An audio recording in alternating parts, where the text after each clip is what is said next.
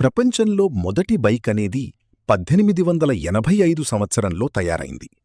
దీనిని జర్మనీకి చెందిన ఇద్దరు ఇంజనీర్లు గాట్లీబ్ డైమ్లర్ మరియు విల్హెల్మ్ మాయ్బాక్ రూపొందించారు.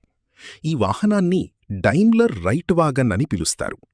ఇది నేటి మోటార్ సైకిళ్లకు పునాది వేసిన మొదటి ఇంజిన్ వాహనం.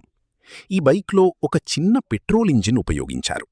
ఆ ఇంజిన్ శక్తితో ఇది సుమారు గంటకు 12 కిలోమీటర్ల వేగంతో నడిచేది. ఇది పూర్తిగా చెక్కతో తయారు చేసిన ఫ్రేమ్పై నిర్మించబడింది. 2 చక్రాల మధ్య ఒక అదనపు సపోర్ట్ వీల్ కూడా ఉండేది. అంటే ఇది పూర్తిగా నేటి బైక్లా కాకుండా కొంచెం భిన్నంగా ఉండేది. ఆ కాలంలో ఇది చాలా పెద్ద ఆవిష్కరణగా పరిగణించబడింది. ఎందుకంటే మొదటిసారి మనుషులు గుర్రం లేకుండా స్వయంగా నడిచే వాహనాన్ని చూశారు. దీని తర్వాత ప్రపంచవ్యాప్తంగా మోటార్ సైకిళ్ల అభివృద్ధి ప్రారంభమైంది. ఇప్పటి సూపర్ బైకులు, రేసింగ్ బైకులు, ఎలక్ట్రిక్ బైకులు అన్నీ ఈ చిన్న ఆవిష్కరణ నుంచి మొదలయ్యాయి.